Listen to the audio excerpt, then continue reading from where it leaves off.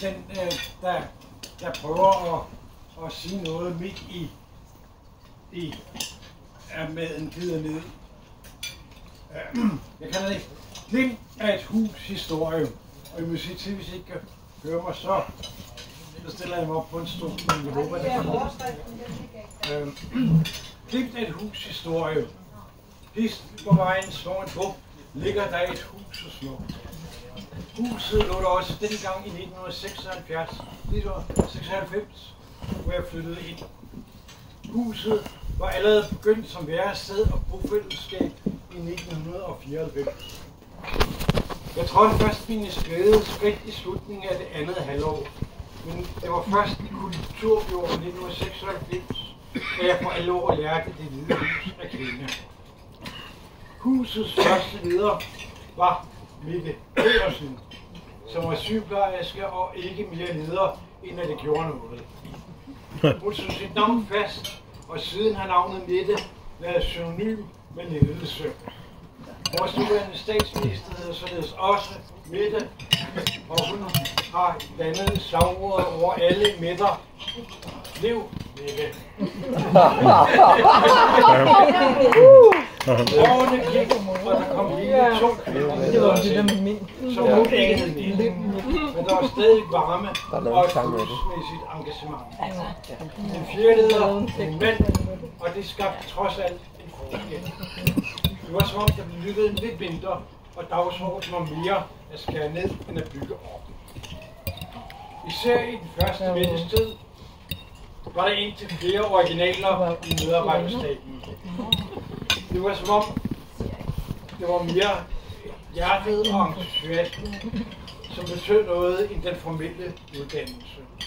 Der var elektrikere, bygningsarbejdere og i særdeleshed en uddannet herreekviperingshandler. Sidstnævnte hed Mogens Møller Larsen. I begyndelsen af mit arbejde med recovery i LAG, som står for Landsforeningen af nuværende og tidligere psykiatribrugere, studsede jeg ved den videnskabelige opdagelse, at når recovery fuldt og helt lykkedes, skyldtes det, at medarbejderen gik ud over, hvad han skulle og burde, når nogen går noget videre for at skabe en god udvikling.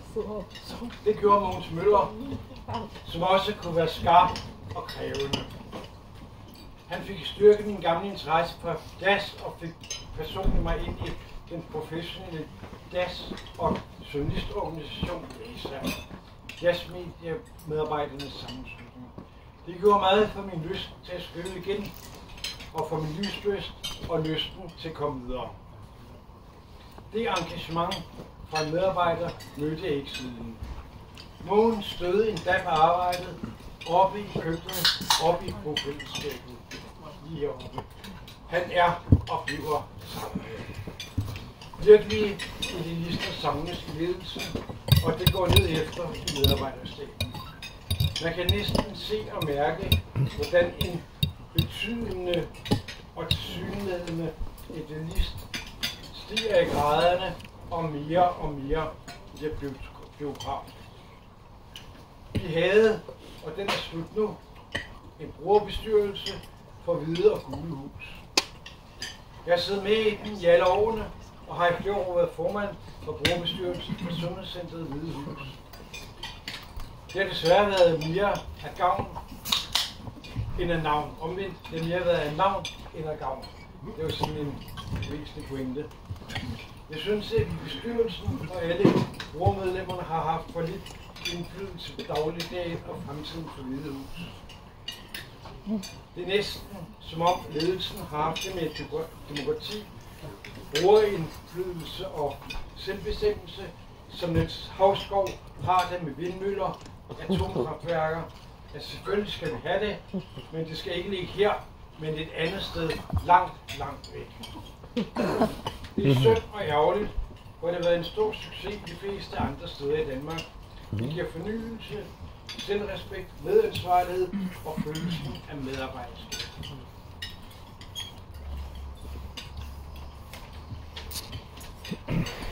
I resten af kommunen har man et valgsprog og et arbejdsbegreb, som hedder samskabelse.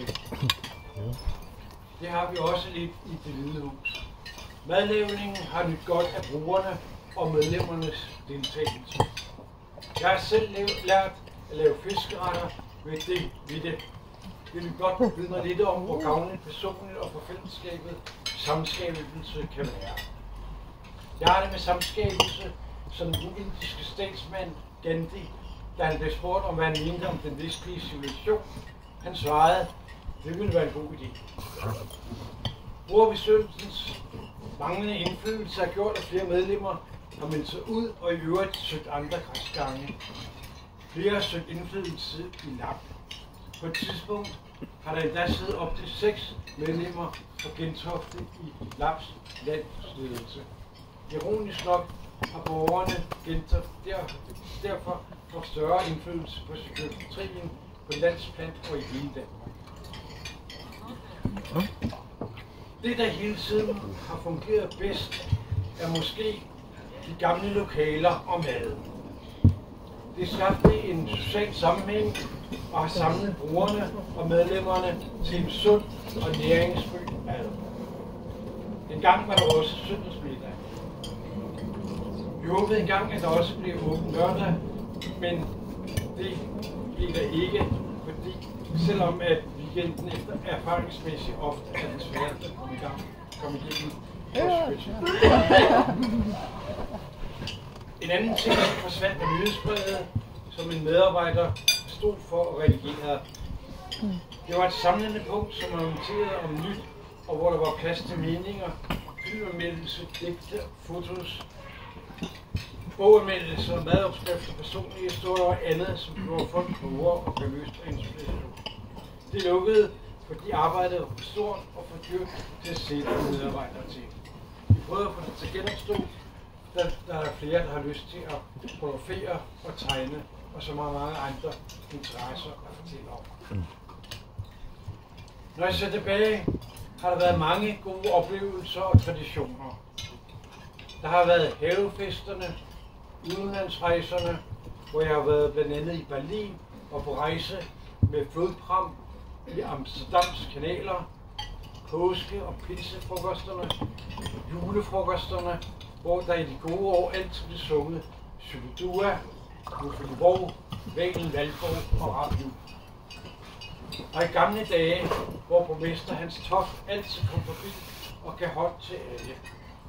Han havde dog hverken penge eller gaver med. Men hvis man havde opgivet sin barnedrøm om julemanden, så var borgmesteren en reel erstatning. Snart forsvinder vi alle fra dette minde i stedet. Vi forsvinder både som daglig besøgende og som mere permanent boende. Jeg flytter selv i løbet af september. Poesi skal der se, og vi har også i over et år haft en brugerstyret lyrikgruppe i Hvide Hus. Der er i øjeblikket 3 aktive poeter i gruppen, og for at løfte niveauet og sætte prosa til, vil Vibeke Silvio bagefter reklamere en hyldest til huset. Jeg vil ikke forlægge middagen yderligere, selvom afskedstimen nærmer sig. Jeg vil sige som forfatteren Poul Henningsen med lidt andre ord, tilgiv, jeg sagde et alvorligt ord, det er klogt, at de forstår det straks. Bare en hyldest til denne jord, for vi har jo kun den samme slags. Jeg vil ønske, at Hvide Hus havde været lidt mere lyttende til sine medlemmer, og hvis man vil være god eller endda bedre, må man lytte til kritik, især for dem, som er konsekvenseksperter. Man må værdsætte kritik. Ligesom filosofen Hannah Arendt sagde, politik er egentlig kærlighed til livet. Jeg vil ønske alle her alt muligt held og lykke på vejen videre. Jeg vil ønske, at I alle vil være jer selv, fordi alle andre er optaget. Jeg er ikke glad for afslutninger og afslutninger. Det er jeg fælles med komikeren Victor Borg. Han har sagt en hel del morsomt og en del mindre pjat. En af de klogeste ting, han sagde, var, at smilet er den korteste vej mellem mennesker. Han brød sig heller ikke om at sige farvel. Som han sagde, man dør altid lidt, når man siger farvel. Derfor vil jeg sige tak for i aften, og tak for den tid, vi har kendt hinanden. Og slutte med at sige, ikke farvel, men på gensyn.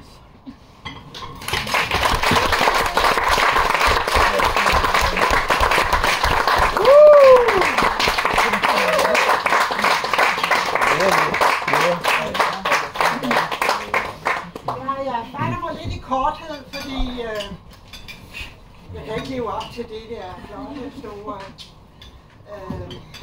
Ja, om Hvide Hus. Hvide Hus har jeg lyst til at omtale som min bedre halvdel. Og dette ordvalg bruger man som regel, når man henviser til ægtefællen eller en kæreste.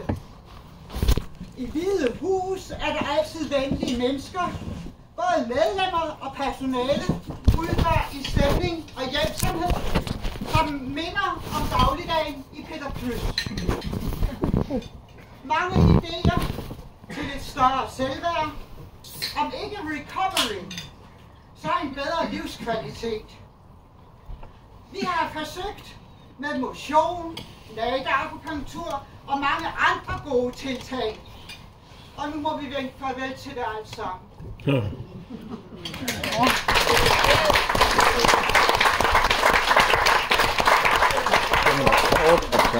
Ja, det må se. Det må se. Det var noget godt, jeg så ekstra portioner. Ja, ligesom oppe i Hillerød der. 4 ekstra portioner der.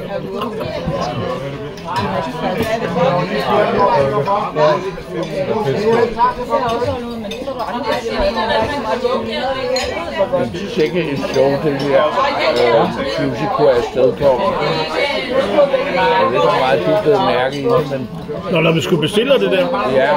Ja, det var besværligt, ja. Det var besværligt. Så. Så nu.